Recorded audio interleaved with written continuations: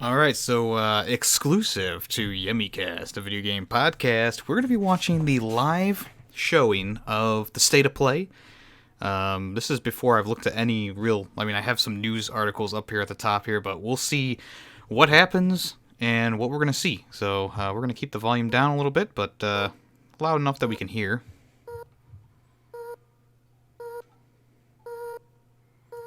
Alright, so it's the Japanese sport. Nope, no it's not. I was gonna say, walking. What'd that say? Humanity? Is this showing out the PS... Is this like a tech demo for the PS5? Look at it! Look at our realistic, human physics. Okay, so they're fighting now. Is this a... I'm not gonna make the joke, actually. You know, never mind. What is this? Like, you'd think that they would start off with something a little bit more explosive than a tech demo, you know? Let's see. Yeah, the whole trailer's just been a bunch of people running around, colliding into each other. Coming 2020. Brought to you by Enhance and THA Ltd. Okay, so really no information as to what the heck that even is, so... Infinity Ward gives us an all-new look at Call of Duty Modern Warfare. Oh, epic new entry in the blockbuster series. Epic. This is campaign? This is campaign. 20 years of civil war. That's it. This is the campaign. Chemical weapons have fallen. This is campaign reveal right here, right now. A business trip. So this is... I think this is going to be a prequel. I don't think Soap's going to be in here or anything, because Captain Price looks young. Some parts of this trailer look really good, and then other parts kind of look, you know, Modern Warfare Remastered-esque, how we want to call it. Call of Duty Modern Warfare, October 25th. Yeah, so not really much, like, as in, like, showing off what it's all about. Special Ops Survival Mode, play first on PS4. Here we go. Is it gonna be 4-player this time around? Okay, they didn't really show anything. I think it's probably gonna be 4-player. Ooh, creative Katamari Damacy. So let's see what he's cooking up. Why am I alone? Is that like a green square with a top hat, and then like this little thing says hi, and now it's... There's a little thing and a big thing that look the same. And he gives... The green guy gives them a gift, and it's a bomb. What? There's a guy who looks like a nose. There's one that looks like a giant mouth. He just ate a pineapple, dude. There's a nose. There's an acorn and plants. The acorn went into the ground. Reconnect the people. So, it's... What, is it just gonna be Katamari Damacy with hand-holding or something like that? There's a rubber ducky boat? Play solo or co-op? What is the game, though? What is the game that's... I have been waiting. This guy looks like a scroll for a long time. Oh, he is a scroll. It's called... What the heck does it say? It's like in puffy cloud letters. What the hell is that name? Watam? Why would they use that font? That's an awful font. December 2019. Oh, mark it on your calendars, folks. I can't wait to play it. The wonderfully wacky and whimsical world of Watam comes to PS4 Watam, yeah, it is called this Watam. December. But what is the game? Okay. Prepare. It's obviously not Dragon Ball Z. So there's a bunch of people in like caveman type clothing, Neanderthal type clothing. They're lighting a fire to a dead body. And now he's alive. Well, not alive. Maybe he went up to heaven or something like that. Neanderthal heaven. Is that a thing? It's kind of cold. Winter. All he has is a pickaxe and the clothes on his back. He's got a white beard. He looks like Santa. It's Santa! He's climbing a rope. He's jumping a gap. A thigh gap. Alright, as he walks, the snow melts. The plants get huge. He's holding on to a fly and with a rope. There's giant sunflowers. I mean, is this just like another one of those Journey to the Afterlife situations, like Limbo or something like that? Arise, that's the name of it. Not Piccolo, it's Arise. A simple story. Arise is coming soon to PS4. Arise, a simple story. Alright. Oh, Rockstar! Now let's see what Rockstar Games has coming to Okay, that's the PlayStation LA VR. Noir. LA Noir, the VR case files, is coming to PSVR. But it's not true. I see they couldn't improve the animations. Whoa, high-speed chase. Oh, he's got a revolver, and he's reloading the revolver. Out now. Okay, so it's out like today. Classic. The good news Alright, is, interesting. I don't know if I'm interested in that myself. I didn't really like LA Noir. PlayStation Store to- So it's gonna be like a montage, maybe? Oh, I saw that fighting game looks familiar. Hold on, it's a bunch of different things happening. Yeah, so the one is that Gorn, that's what it's called, where you just punch people and beat them up with swords and stuff. Your own fists at times. That's cool, I'm glad that's coming. Aspire 1 VR operative? I'm not sure what that is. I doubt it'll work as well as they're showing right here. Stardust Odyssey. That looks kind of cool, like you're flying a little spaceship. Interesting. After the Fall. So it looks like a post-apocalyptic VR game. Zombies, definitely. A giant zombie. And then we have Space Channel 5 VR, kind of funky news flash.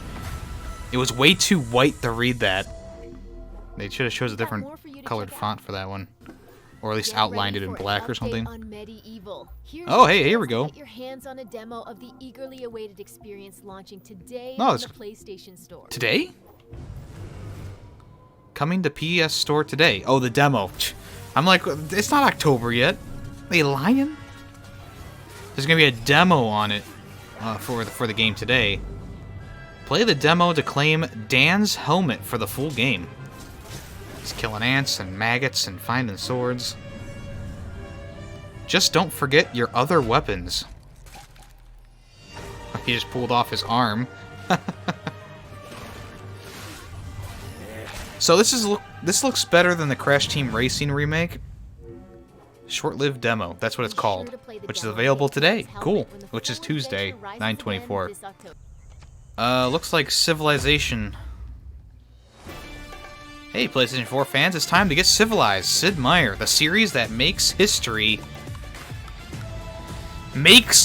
again on the PS4. So Civilization 6 is coming to the PS4. Not too shabby. Finally coming to the PS4. I'm sure it's going to include all the DLC that they've released so far, or maybe not actually. It's pretty much the same thing as the PC version. But wait, there's more. Rise and Fall and Gathering Storm Expansions bundle. Okay, cool. I haven't played those yet. Of course, they add new things to the game. Like, there's one that's like natural disasters or something like that. Looks like they added the Golden Gate Bridge as a national wonder too. Oh, the bundle is sold separately. Only on PlayStation 4, free Nubia and Khmer and in Indonesia Civilization and Scenario Packs. That's cool. PS4 players will finally get the opportunity. Is there online play? Their empires in just a few short Probably months. not. They didn't put it on the Switch. You might have heard Kojima. Death Stranding from Death Stranding, director everyone. Kojima is Alright. Oh, a Death Stranding exclusive console and controller bundle. Vertical stand sold separately. So the console is white with handprints on it, black handprints that are muddy. And then the controller is clear, and it's the color of like that pod that the baby is in. I mean, it's kind of a cool bundle. The controller's worth it. Now let's check. Featuring Lord Satan. The 800 millionth homecoming dance. It's time to outparty Satan. Oh, it's just gonna be a bunch of mini games and stuff. Play as two best buds. Defeat demons in the underworld. Unlock new personas with 30 devilish drinks. Escape hell with your best bud. After Party coming October 29th. Okay, not really much in terms of like gameplay shown, but it looked like there was a few mini games that you could see. We've got a sneak peek at October's PlayStation Plus lineup. Ooh, Add her up. really already?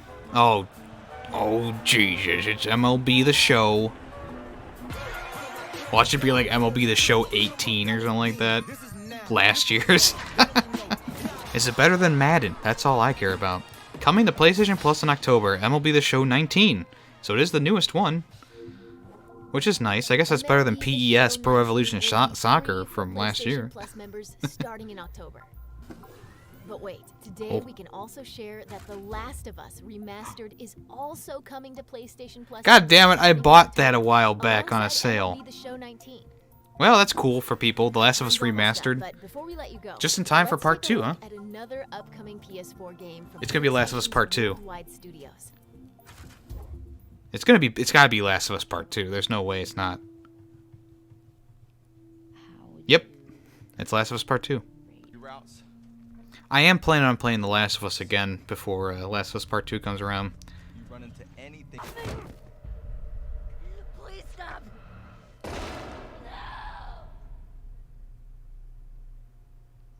What, they just give away like the first twist in the game?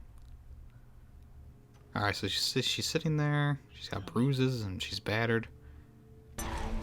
So I don't know if this is gonna be like a revenge story because they killed her her girlfriend. That's what it seems like from that little piece we saw. Oh, there's a dog there. There's more zombie-like enemies in this one, I guess. It's Joel. You think I'd let you do this on your own? So it's gonna be another Joel and Ellie kind of bout. So from what I mean, it seems like they're teasing that her girlfriend gets killed. She's gonna go on this revenge quest to find this group because I don't know if they're not around from the area. Interesting. This hugely anticipated title. Thanks to Naughty Dog for giving us this all-new look at The Last of Us Part 2. Thanks to Naughty Dog, the company that we bought and we published their games and are exclusive to our console. Yeah, thank you so much for giving us this exclusive look. That's a wrap on another episode of... Yeah, I mean, I don't know. These state of plays are just not that exciting, you know? They're just like, eh. Yeah, it's already loading, so there's no like special secret thing like they would do for you know, like the state of play or anything. That's it, you know, they're not really that exciting. Like, it's interesting to see the medieval demo and of course the Last of Us 2 Part 2 gameplay and stuff like that. You know, sneak peeks at PlayStation Plus games and stuff like that. But to be honest with you, the state of plays have been kind of lackluster. Like, there's really been nothing explosive coming out of these things. And I mean, it was okay, but a lot of the games didn't show enough of the actual gameplay. Like, there's that new Katamari Damacy type game that no clue what that's about. No clue at all. So, yeah, what do you guys think about this state of play? Of course, you watched it here with me after the fact, a day after, so hopefully that wasn't too boring for you. I'll probably cut out a few things, you know, when I'm not talking or anything like that, but yeah, you know, just wasn't, like, really that impressed by this one. The Death Stranding PS4 looks really cool, which is a plus, but everything else was just kind of like, you know, cool. But yeah, thanks for watching this with me, and let's get on with the news.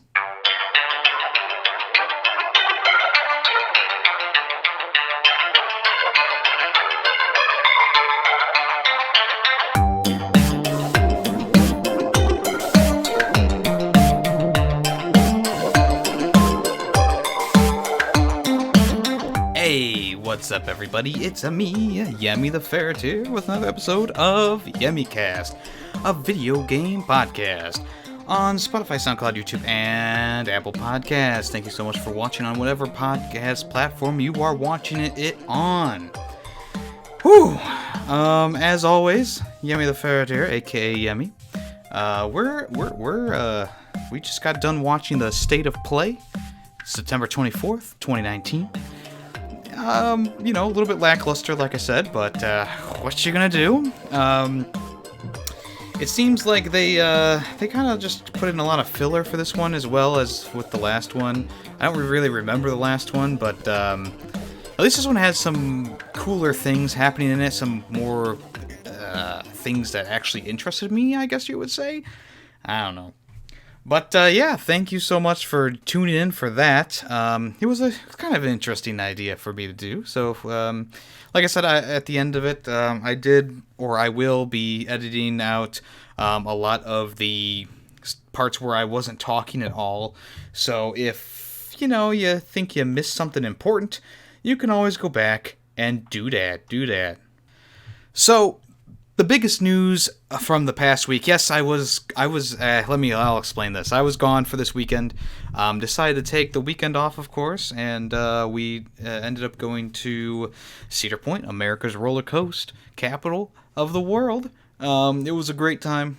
Rode all the new rides that I wanted to ride. It was just a fun time. My feet hurt after that. It was a pretty crazy experience. We waited about almost 3 hours for one ride, and after that, my feet were pretty much dead on my ankles. So we ended up watching like this live show that they put on at night, and then we ended up like walking on to a few rides at the end of the night as well, which rounded out the whole experience pretty well. So that's why I didn't do anything for Sunday. I don't believe I did anything for Saturday either. And then Monday I took off of work and I edited some videos. So there is a new video on the channel now, which is the golfing in space, or low gravity golf, whatever I called it. So if you want to, you can check that out. I recommend it. It's a pretty good one. More edited videos to come soon. Like I said, with my new schedule for doing things, Tuesdays I still have, the YemmyCast here that I record every Tuesday. But other than that, the weekdays are pretty much free now to edit and play video games and do stuff like that. Yeah, so hopefully I'll be putting out more stuff like that in the near future. But let's start with the biggest news coming out of this weekend, and that was the Switch Lite. Now, I did not buy the Switch Lite. I've watched a few reviews of it, but I have not bought it myself. But one of the biggest things that have come out of the release of the system is that the Switch Lite is having Joy-Con drift issues already. There's already been reports, multiple reports of Joy-Con drift, videos on Twitter and YouTube showing how the Joy-Con is drifting. The guy touches the joystick for a moment and he lets it rest, and Link keeps walking across the screen, whether it's on Breath of the Wild, Link's Awakening. I believe there was one in Mario Odyssey as well, and one just testing out the Joy-Con in general. So it's not confirmed yet. I mean, there has been a lot of reports, but it's not been confirmed yet if it's 100% a sure thing that you're going to get drift problems with your Joy-Cons. Like I said, my Switch, I haven't noticed any drifting problems with my Switch, just with the Switch Pro controller, which is kind of weird. Other than that, I haven't really noticed any, Switch drifting, Joy-Con drifting. But people are already getting reports of this Switch Lite drifting. So there's one guy by @BokuNoBeard, even though his profile picture has a beard, and he said, I think I may have the first case of Joy-Con drift in a Switch Lite, and all I've done is marathon to Link's Awakening. I love this console so much, but this is bumming me out. Is this how Joy-Con drift manifests, or is it just another less worthy isolated effect? And what he shows is, the Joy-Con drift happening on his screen. So, with the extended play time that you can have with the Switch Lite, it goes for like a few hours more than the original Switch. I think this might be a bigger problem now, because a lot of people, they play the Switch for a few hours and put it on the charging dock, or they play it out of the, in the dock and with a Joy-Con controller or the GameCube compatible controller. But with the Switch Lite, it's only a portable console. There's no way to attach it to a TV or anything like that. And so with that comes this fear that the Joy-Con drift might be a more serious issue on this console. So more information on that probably will be coming in the next few weeks. But it also looks like that the Joy-Con drift problem on the Nintendo Switch Lite will cost more money to repair than the original Joy-Cons in Japan. In Japan, so far, that's all we know is the prices In Japan. in Japan. So if the Switch Lite does encounter problems, Obviously we've seen a lot of problems. How are we going to fix the problem? Well, according to Nintendo's website, sending an original Joy-Con to have stick issues fixed will cost you about 2,160 yen, including tax, assuming you don't have a warranty left. That's just for the Joy-Con. So sending in 2 would cost you about 4,320 yen.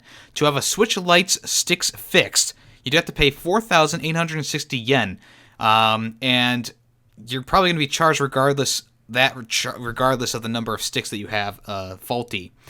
So you're going to have to send your whole console to Nintendo, and you'll be out of console for a while. And then, of course, they're going to have to open up your whole console to probably fix both the sticks if they have the problems, and then they'll send it back. Now, of course, you will have a warranty. I think it's about a year-long warranty for this for Nintendo products, or maybe it's more like 3. I'm not sure. But with the Joy-Cons out of warranty now, but they extended the warranty, we could see people sending in their Switches, getting them fixed for free. But if you don't have a warranty, then it's going to cost you a pretty penny. Of course, we don't know anything about America, Europe, UK pricing or anything like that yet, but I'm sure that we're going to be finding it out real soon. As we've already mentioned, the first Switch Lite Joy-Con Drifts stories are already popping up in America, and we'll just have to go from there. It seems like, I don't know, it's so weird because all through my life, Nintendo products have been pretty exceptional. I mean, the N64, besides from the controller, was a great system. The GameCube was one of my favorites during the middle school era of my life. And then, of course, the Wii was something that I got, midway between middle school and high school. And it was a great system, and I liked using that system, and they all worked perfectly fine up until the day that I was done using them. And this Nintendo Switch has been pretty good for me so far. I mean, I just used it on our trip, an hour and a half long drive. So everything was working fine. I was playing Link's Awakening, which I told people I wasn't actually going to get that day one, but I ended up getting it because I was curious. I haven't like, it's different from any other Legend of Zelda game, kind of like Breath of the Wild is compared to other Zelda games. But I wanted to see kind of where it started, and people have been saying that is their favorite game of all time. So I got to get on that. So I've been playing it a lot, and I'm enjoying my time with it, and I'll be sure to tell you guys exactly how I feel about it in the future. But yeah, if I bought a Switch Lite and it automatically just like after about 8 hours of play just started drifting on me, I'd be pretty pissed too. And yeah, so that's it for the Switch Lite Joy-Con drifting. Have you bought the Switch Lite? Are you interested in the Switch Lite? Is this going to be a deal breaker for you? You're not going to buy the Switch Lite because of this problem? I might be. I mean, I was kind of entertaining getting one. I was like thinking about it, and I was like, yeah, it'd be kind of cool to share one, to have one for trips or something like that. But in the end, it doesn't really matter because I just use the Switch. It's portable. It's fine. It feels fine in the hands, and I don't need a mini. But let's say that we both want to play the Switch on the go. Well, it'd be cheaper to buy a Switch Lite, but cheaper soft hardware comes at a price, and that could be Joy-Con drifting. So more news about that, of course, will come out in the future. Alright, so BDSM is coming to the Nintendo Switch, but it's not sexual. It actually stands for Big Drunk Satanic Massacre. It's a twin-stick shooter whose name popping up on the eShop may frighten a few parents. So this game is going to be focusing on Satan, murder, and hell, so it's not as bad as BDSM, I suppose. But it's going to be a satirical action RPG twin-stick shooter. You're going to play as Satan's son, Lou, who also appears in Guitar Hero 3, and other Guitar Heroes as well. A little bit different design, though, as he battles against humankind's invasion of hell.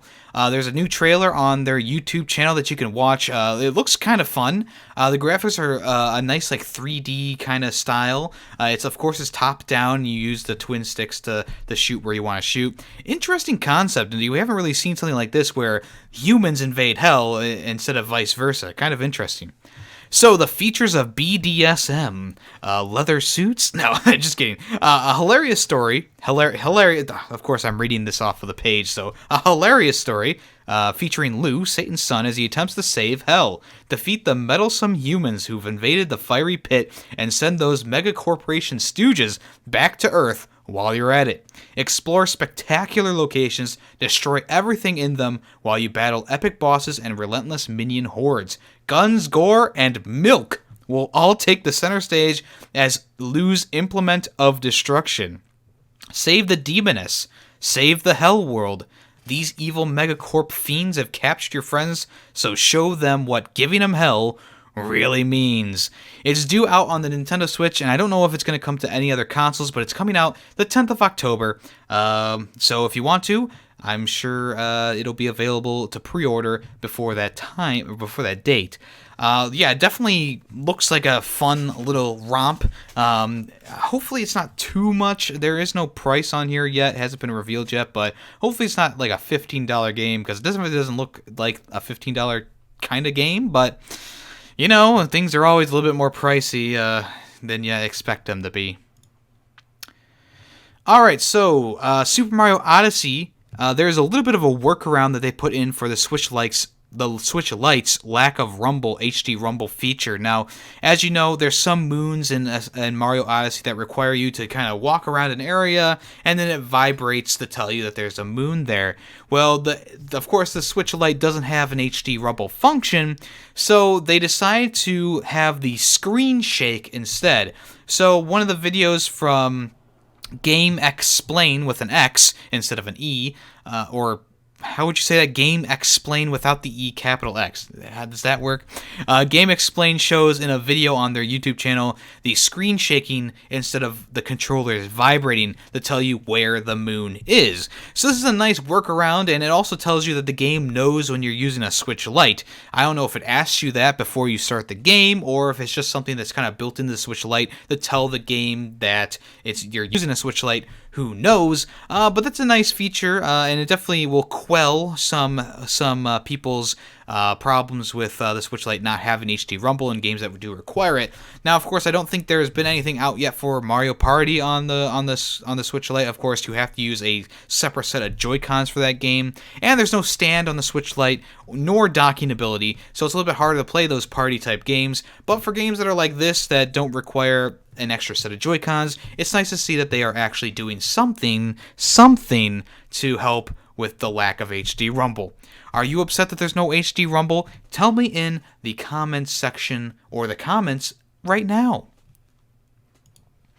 So Slowpoke has become the next Pokemon ambassador of the Japanese province of Kagawa. So they've actually already implemented the Slowpoke manhole covers. So if you don't recall, I believe it was what Pokemon was it a few weeks ago or months? Might have been a month ago. There was another Pokemon that was named ambassador for another Japanese city. Now Slowpoke is coming around, and he's getting his own manhole covers, and of course now he's the ambassador for the Kagawa. Jeez. So special manhole covers depicting Slowpoke have been installed across the prefecture as part of the region's ongoing partnership with the Pokemon Company.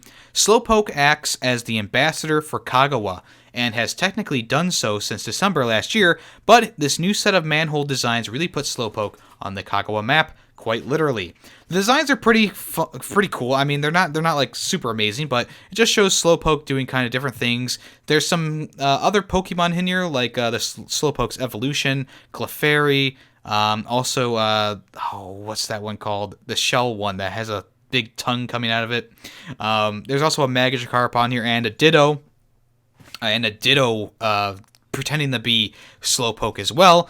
And there's just a bunch of different pictures of Slowpoke being lazy or doing his thing as well. So, interesting concept. These are definitely fun manholes, and I'm sure that people who live in Kagawa are excited to have Slowpoke as their ambassador. But Slowpoke has been chosen as the ambassador thanks to his Japanese name, which is Yadon, which sounds similar to udon, a noodle dish iconic to the region. The name is a perfect fit, but the match also works thanks to Slowpoke's ability to summon rain and the sweet sap that can be found on its tail. Kagawa is also known for its low precipitation and an institute that researches rare sugar.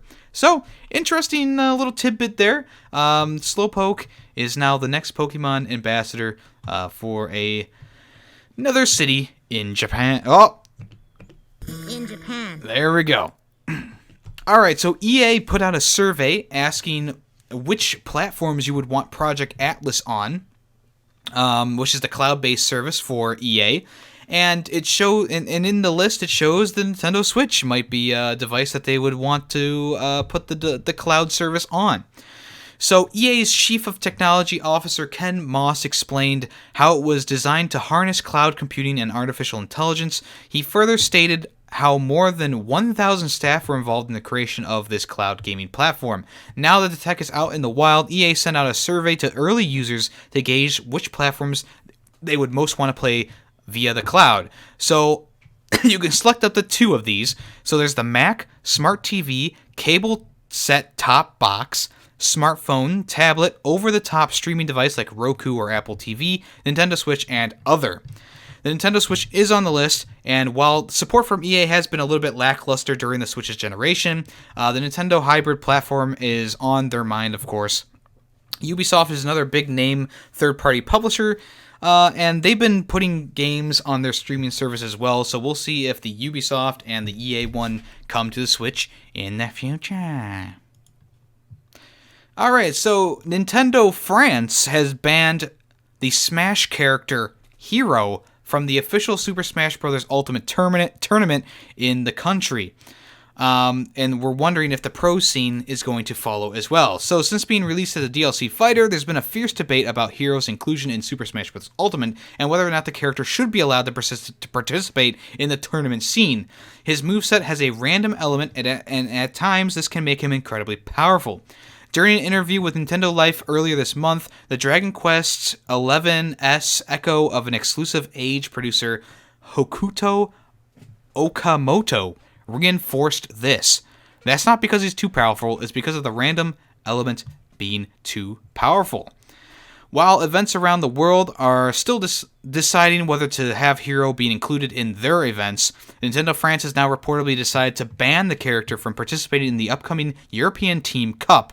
All DLC fighters released after the 23rd of September are also banned from use in this tournament as well. Piranha Plant, Joker, Banjo-Kazooie are all still legal fighters. So that's weird. It's weird. That they're just excluding Hero. I guess it would be because he has that super effect that, all of a sudden powers him up to insane levels. They've already nerfed, like, Piranha Plant, Joker, and Banjo-Kazooie just came out. They haven't nerfed him yet, but I'm sure that they'll do something to nerf something on him because, that's how things go these days. But yeah, a lot of players, they want to play as their favorite characters in the tournaments, and if they main Hero, they're kind of disgruntled that they can't use Hero. I've never really played against Hero. I haven't played Smash Bros. In a little while now, so I haven't even played since the Hero was put as a DLC character in the game, so I haven't really fought against him, and I don't really know anything about, this random effect. Of course, I've watched people play Smash Bros. Who are fighting against him, like I was watching Fellow play Smash Bros. A while back, and he was playing as Sonic versus Hero, and it was a pretty close fight. I didn't really see anything, like, majorly upsetting about, Hero and all that random element that they're talking about, but I'm not a Smash Brothers enthusiast. I'm just a casual player. I'm a stupid noob. So it's not like I really know the ins and outs of all the characters, but yeah, an interesting tidbit from Nintendo France. We'll see if this flows over into any other places in the industry. Alright, so Ittle Dew 2 has been removed from the Switch eShop against the developer's wishes. The developer has, of course, responded since the release of this article, which has been updated. But back on the 23rd of September, the action game Ittle Dew 2 Plus has been removed from the Nintendo eShop and other digital gaming platforms. The news has been shared online by Joel Neuerstrom, CEO of developer Ludocity. After taking a quick look on the eShop ourselves, we found out the game has indeed been vanished from the North American eShop, although our European accounts can still see and buy the game as usual at the writing of this article. The removal has taken place against the developers' wishes. Neustrom has blamed publisher Nicalis in a series of tweets which reference the troubling issues revealed in a recent investigation of the company.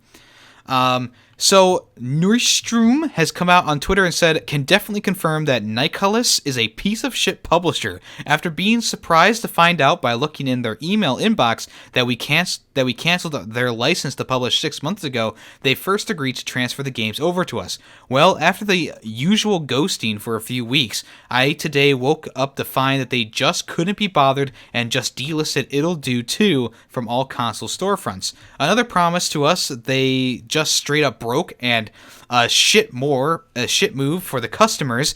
Now I'm going to see if I can get them delisted or if I can have it republished.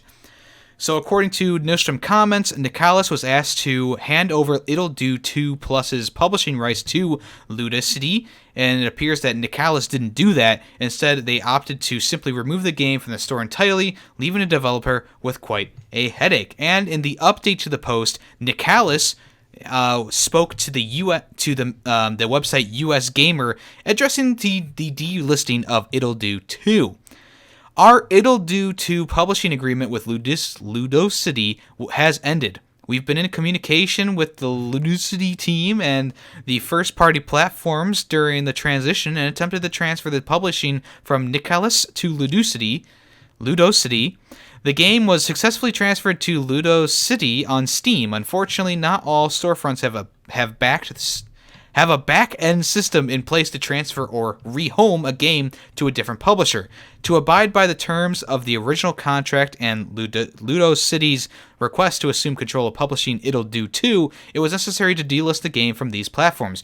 We remain fans of Ittle Dew 2, and we wish the Ludocity team all the best in the future. So it seems like both sides kind of we're at fault here. Ludocity, or whatever they're called.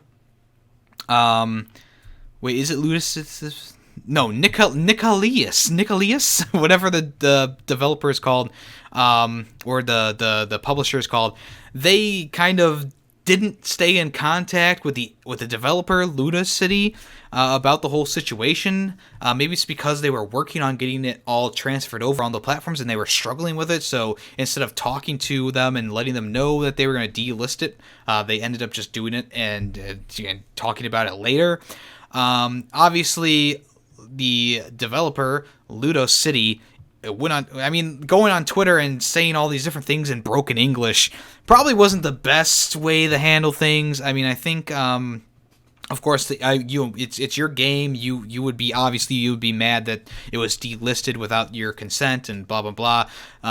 But you kind of have to keep your composure during this whole thing and just talk to them on the down low. Maybe put out a tweet saying, "Hey, what the hell is going on?" And then they would talk to you. It's weird because both sides kind of just like have completely derailed. One side taking the stance of, they ghosted me, I'm pissed, I'm gonna go on Twitter and shit on their name, and what the other side going, yeah, we were working on it and it was taking longer than we thought, and we just we were trying to stay in contact and we were trying to move over to development. So they definitely could have stayed a little bit more in contact with the developers, but it seems like the situation has sort of ended. Obviously, the rights are going to be transferred to Ludocity, of course, but it just is taking a little bit longer than they thought. And of course, they can't sell the game since the rights have already been transferred, so they would have to take it down from the store and re-put it up under Ludocity's whatever name. The original release date for this game was all the way back in 2017. So the contract obviously expired after the 2 years, and it's just been a little bumpy road trying to get those rights transferred over to the correct owners. Have you ever played Ittle Dew 2? I don't even know anything about this game. It looks kind of like the Wonder Boy or whatever it was called, the remake of that Wonder Boy game. Interesting cartoony style. We'll see what happens with this in the future, but for right now, it's kind of in limbo. Alright, so Platinum Games' Hideaki Kamiya has grabbed a Guinness World Record in arcade archives, Ninja Kid, and it's already been beaten. So the Platinum Games board member and director Hideaki Kamiya has added yet another illustrious title to his name, this time Guinness World Record holder.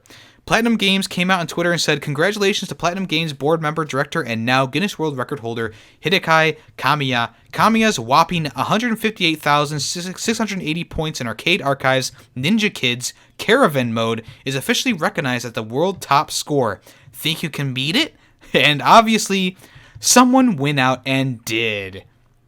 So just a few days later, Kamiya came out on Twitter and said, "My Ninja-kun score has already been overtaken, ... So obviously he's a little bit heartbroken by the news that someone already beat his score. I'm not sure what Ninja Kid is. It's an old action arcade game that was originally released back in 1984.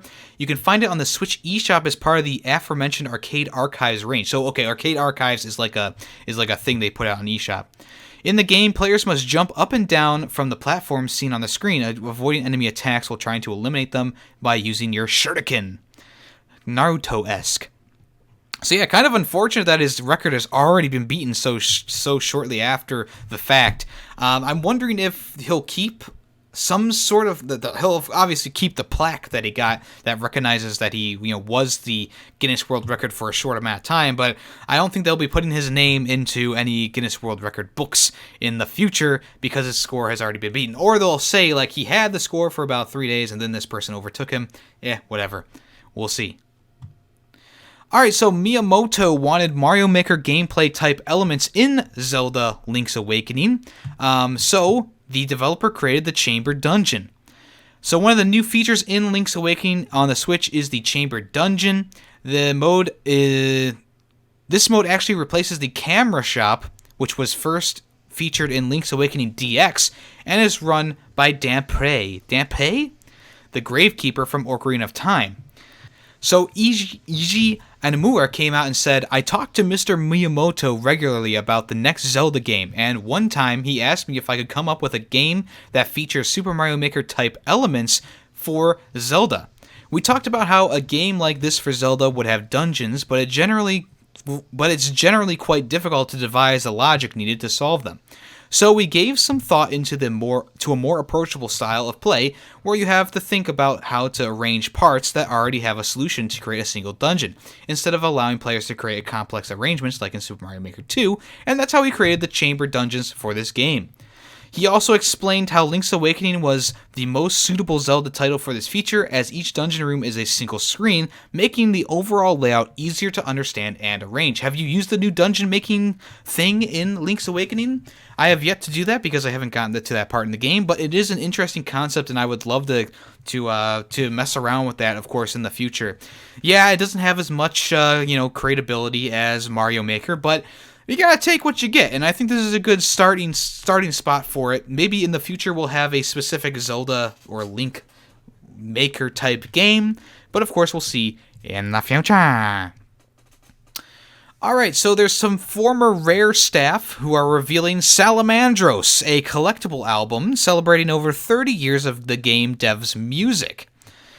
So while they've both moved on, Kevin Bayliss and David Wise, it appears they're collaborating on an exciting new project that features salamanders and celebrating making video games for over more than 30 years. The Twitter announcement came out on September 21st, and it was a picture of a bunch of salamanders in different poses and costumes, and it says, "What is Salamandos? Salamandos?" It's an exciting new project by Kev Bylis and Dave Wise to celebrate making video games for over 30 years. Kev and Dave have created music and artwork for many games such as Donkey Kong Country, Killer Instinct, Diddy Kong Racing, Battletoads, and many more. They are now working together on a brand new collectible album packed full of original characters and tunes, coming soon. As noted, this project is a brand new collectible album that's packaged with the original characters and tunes, and it's coming soon. Byless and Wise have previously worked on rare titles such as Donkey Kong Country, Killer Instinct, Diddy Kong Racing, and Battletoads, so we'll see what the heck this is in the future. Okay, so, Fortnite news. Oh, you stink! It's kind of interesting. Fortnite is adding Batman into the game to celebrate his 80th anniversary. And also Catwoman is in the game as well. So Epic came out and announced a special Batman 80th anniversary event for Fortnite, aka Fortnite, which will run from now until the 8th of October. This limited time crossover event brings Gotham City to Fortnite and will even give you your own Batman cape. You'll also have some wonderful toys at your disposal, and there are some various Batman themed cosmetics to collect on the way. A Rift Zone has brought Gotham City to Fortnite. Of course, it wouldn't be Gotham City if villainy didn't come along with it. This POI lets you be the hero the citizens of Gotham City needs by giving you your own Batman cape and the power of the glider redeploy. The Batman Cape Crusader pack comes with the Batman comic book outfit, the Dark Knight movie outfit as well. A Catwoman outfit will be available as well, and there is also heroic challenges available until the 1st of October. Completing these challenges will earn you free rewards from the Welcome to Gotham City bundle, and there's a Catwing glider up for grabs. Jim Lee, DC Comics COO and co-publisher, made the following comment on this special crossover. It's the 80th anniversary of The Dark Knight, and we wanted to do something extra special for all the fans around the world for Batman Day. I can't imagine anything bigger than letting the legions of Fortnite players take on the cowl and enter the world of Gotham City via Tilted Towers. Epic Games has really outdone themselves in bringing the world of Batman to this battle royale.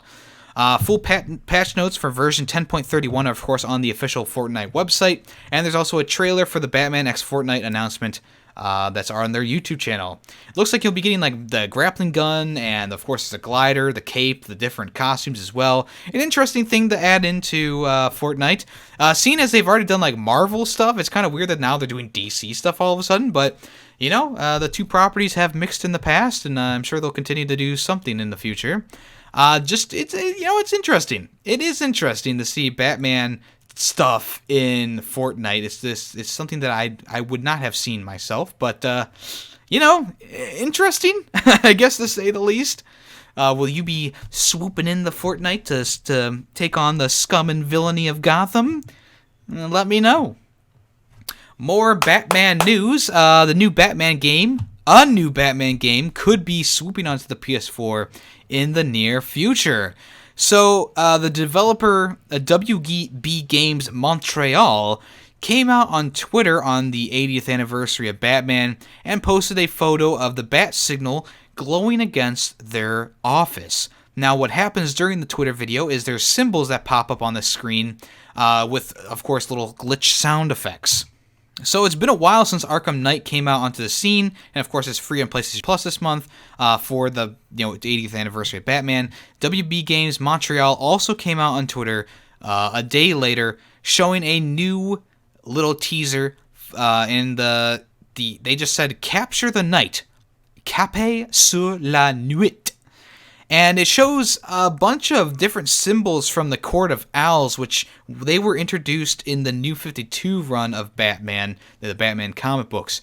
They were an underground society. They wore these masks that were completely white that kind of had a point on them to look like owls, and the big eyes, of course.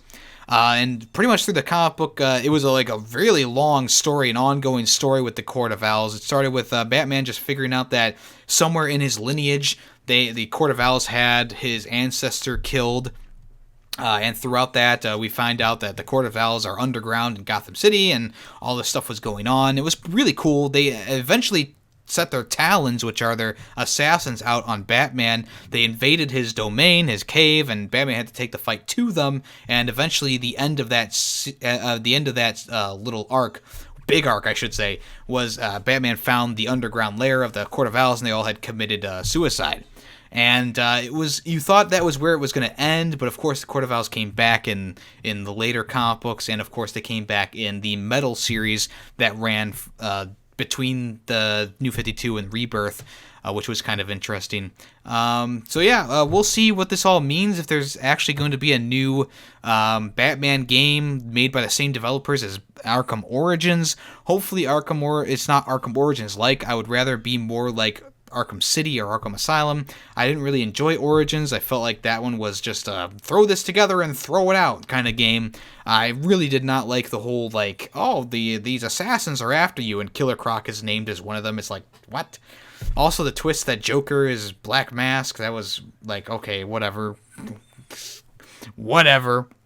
Then Arkham Knight, even though it looks pretty, the combat's nice and flowing, they focused way too much, like I feared, on the Batmobile, and that, of course, made the story and everything kind of fall a little bit too, because they misused a lot of their characters, like Harley Quinn and Two-Face and stuff like that, and then there was just way too much going on with this Arkham Knight thing, and it wasn't really a mystery who was going to be under that Arkham Knight mask, because this was the first game they even mentioned Jason Todd, and it's like, well, who else could be, we haven't seen Red Hood at all, so who else could it be? And of course, he was the Arkham Knight, and they misused Scarecrow as well. I felt like they could have done more with Scarecrow. They also did way too much of the first person's perspective in Arkham Knight, which really brought down the game for me as well.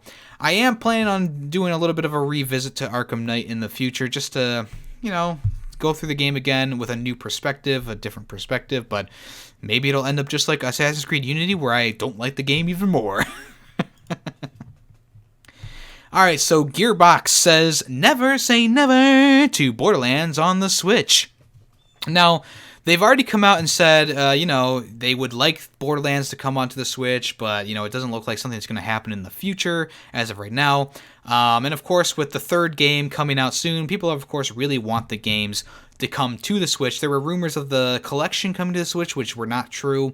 But according to the director, Paul Sage, there's still a chance of any game in the Borderlands series being released onto Nintendo's hybrid system, and the Gearbox employee also stated, never say never, in response to fan questions about during the recent Borderlands show that happened after the release of Borderlands 3.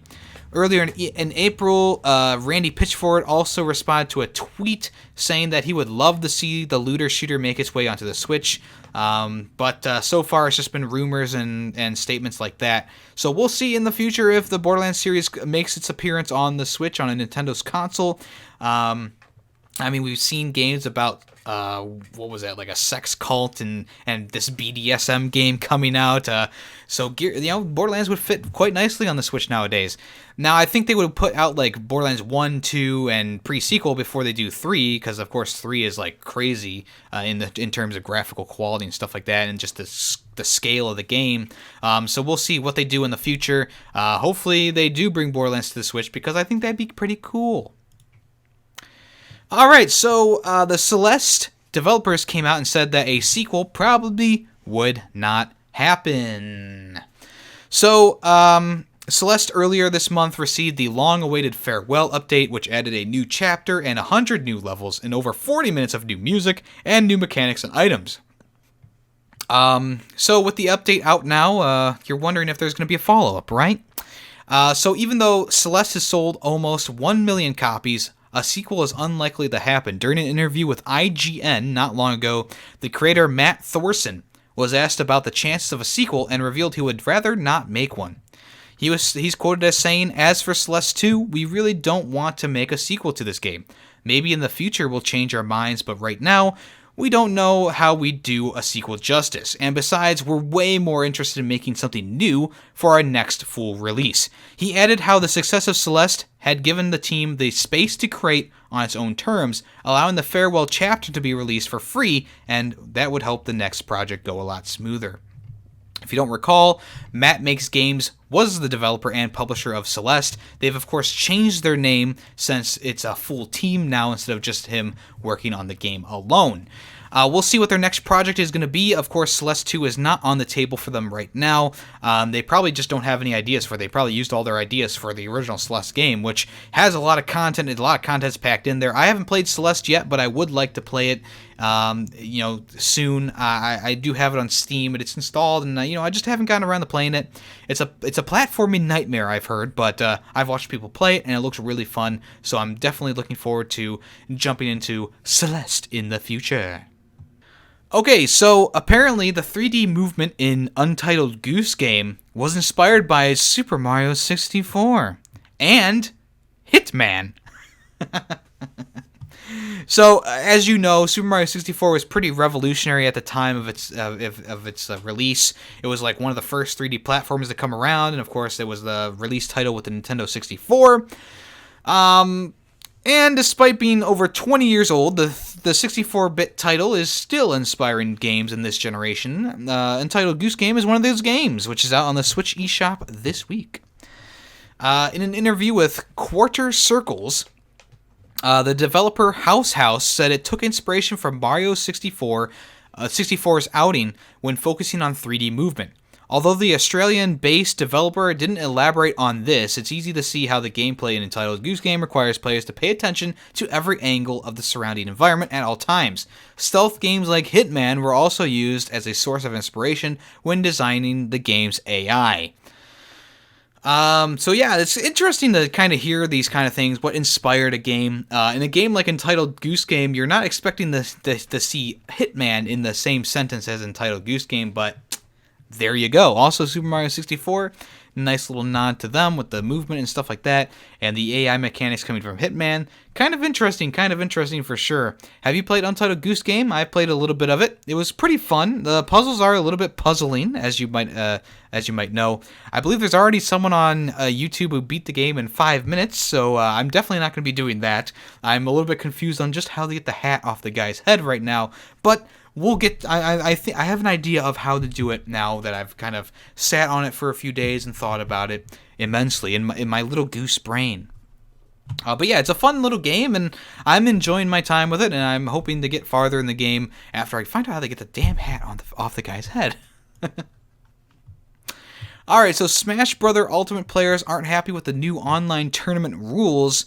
So it came out on Reddit. The user Aaron explained how the online one-on-one tournaments were now only one stock instead of two, and there's confirmation now on the website. So instead of the one-on-one tournaments having two stocks, it's going to be one-on-one with stock rules, and the stock is only one. The time limit will be 2 minutes 30 seconds. The FS meter is off, items are none, and the stage form is the Omega form. So Smash Bros. Players aren't too happy with this adjustment, of course, many stating how matches are now much faster, which result in sudden death more often or end after one silly little error. Also, the Redditor Tattoo said it was rage-inducing and he felt robbed when he did lose. Another user on the Smash Bros. Subreddit known as Interfere said he wasn't too happy with the community with what the community had in mind when asking for changes to the existing format. When one player asked about Nintendo rotating the rule set on a monthly basis, another fan of the game clarified how Nintendo never said anything about this, and another player further explained how it had always been 230, 2-stock, 1v1, or free-for-all. Some competitive players are now saying they will no longer be playing in the tournament mode until changes are made. So, people aren't happy, but, with change comes concerned players. And if people are used to 2-stock, I don't see why they would change it from 2-stock. I like the idea of 2-stock, especially with what they've been saying with the, those silly mistakes. I've had my fair share of, I fell off the map accidentally, and those deaths are always a little bit, mind-boggling. You go, what the hell happened? But you always get that another chance. Whereas now it's only 1v1 and you get one stock. You might want to, not fall off the map accidentally. Alright, so Reggie Fils-Aime is going to aid in the mentoring of underprivileged students with a New York organization. The ex-Nintendo of America president Reggie Fils-Aime is going to join the New York Video Game Critics Circle Board of Directors with immediate effect. So he's there now. He's been immediately into the club. His role will help with the organization's mission of mentoring and scholarships in undeserved communities. The NYVGCC, which is short for New York Video Games Critics Circle, is a multicultural organization comprised of video game critics, writers, reporters, and bloggers based in New York, which hosts a variety of programs for underprivileged students. Among these programs is the Dream Yard Project, Project, which offers mentoring, internships, workshops, job information, and college scholarships, and community events which provide more game education. The founder and board president, Harold Goldberg, had shared the following. I'm pleased to welcome my longtime friend and gaming industry veteran, Reggie Fils-Aime, to the board of the New York Video Game Critics Circle, where his extensive experience will strengthen our board of directors. Reggie's history of leadership and industry distribution will be a tremendous asset to the organization as we continue to execute on our mission of giving back to our undeserved communities. If you don't recall, he was a leader at residence at Cornell University in New York, and he's obviously now he's working with this underprivileged organization. Reggie also provided this comment. Drawing from my years of experience in gaming industry for having a big picture perspective and from my roots as a kid from the Bronx, joining the New York Video Game Critics Circle board of directors feels like a natural fit. I have an admiration for the work that the NYVGCC has accomplished in giving back to communities since its inception and can't wait to jump in and contribute to the success of the organization. So this is a cool thing for Reggie to do, give back to the community, give back to his roots. Definitely a cool way to show his appreciation. And yeah, it's been a cool ride for Reggie, and of course it keeps going. So cool things. We'll update you on what he does next when that arises in the future.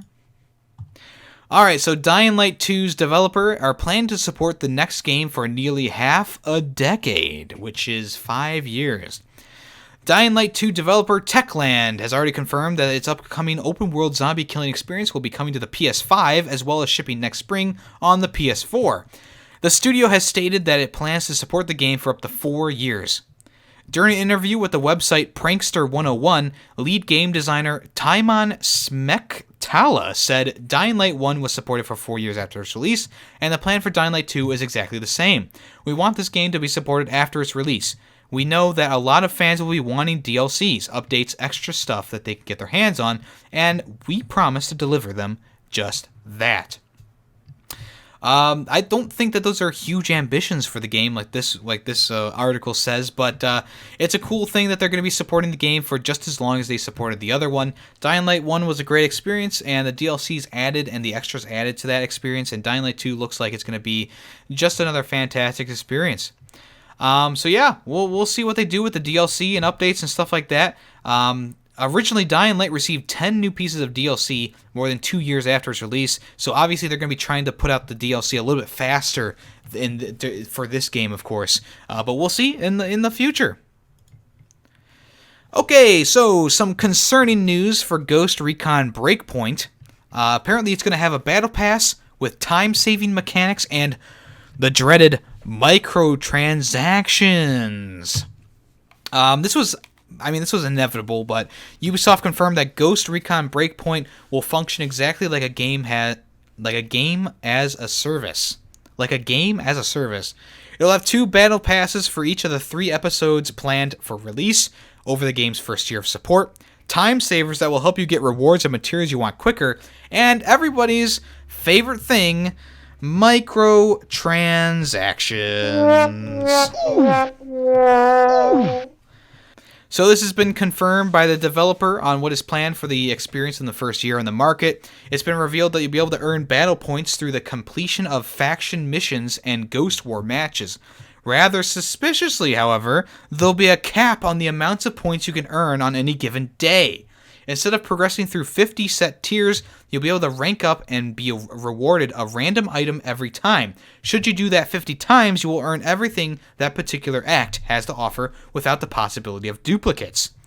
2 weeks after the game has been released, a rewards booster will be made available to speed up the rate at which you earn items contained in the Battle Pass.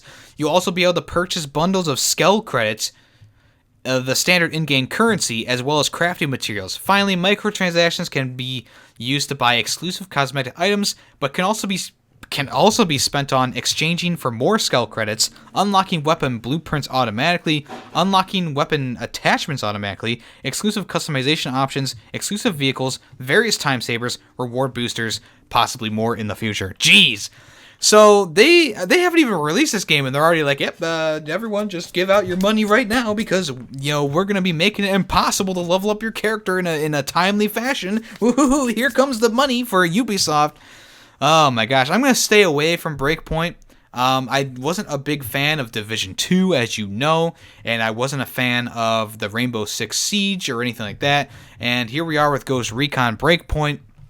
I'm sorry, I wasn't a fan of Wildlands, Ghost Recon Wildlands. I jumped series right there. I wasn't a fan of Wildlands either, so I'm gonna stay away from Breakpoint. I'm interested in the game, of course. It looks like an interesting concept and what they're doing, but I don't think it's different from what they've done in the past, and that kind of concerns me because I wasn't a huge fan of the past 2 games that they put out with the Ghost Recon name on them. So we'll see if these incentives are worth it. Obviously, they're not going to be worth it, but to a lot of people, they are worth it. They time savers, man. You get double XP for 40 hours to pay, when you pay $20. Wow. So yeah, that's all I gotta say about that. All right, so PlayStation has partnered with the UN Environment Organization to help combat climate change. Playing for the Planet is the new initiative by the United Nations to help prevent environmental issues. Playing for the Planet is now a new initiative formed by the UN Environment Committee and leading game industry figures, and it's all about sustainability. As PlayStation President Jim Ryan has written, the company itself has been making efforts to lower its impact on the environment. Later PS4 models have reduced rate of power consumption, and the PS5 will be even more eco-friendly. I am also very pleased to announce the next generation PlayStation console will include the possibility of suspended gameplay with much lower power consumption than the PS4, which we estimate can be achieved at around 0.5 watts, Ryan says. If just 1 million users enable this feature, it would save equivalent to the average electricity use of 1,000 US homes. He also pledged to monitor the carbon footprint of PlayStation's operation department and data centers.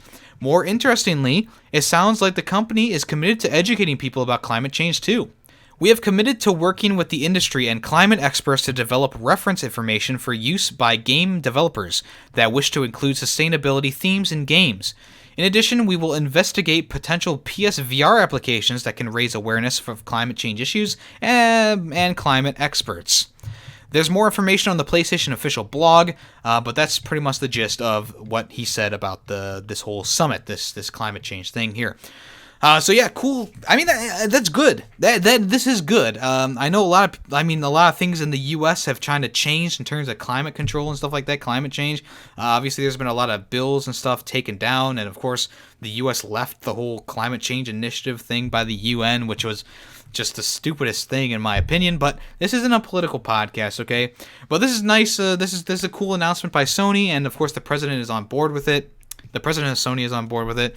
So yeah, this will help with the carbon footprint, I guess, which is nice. It's cool. I'm glad that they did this, and we look forward to seeing the climate change propaganda in the future on the VR. Stream it directly into your brain. Hey, MegaQuarium is going to be an aquatic fish tank tycoon game, which is going to come onto the PS4 and other platforms next month. MegaQuarium is going to be a tycoon-type game where you set up aquariums, and you can customize your aquariums. You can put fish in the aquariums. You can put octopus into the aquariums. It's pretty interesting. It's pretty neat.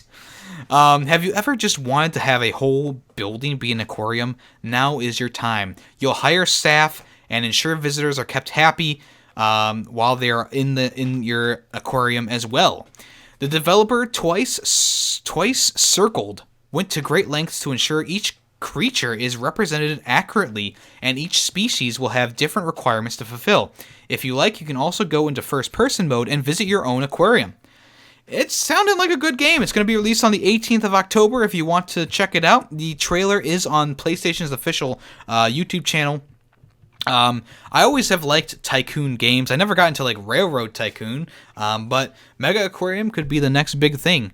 There is the new Planet Zoo coming out soon, which could, outweigh this. But this looks like a simple little fun game, and people who are fans of fish and aquariums, this might be the game for you.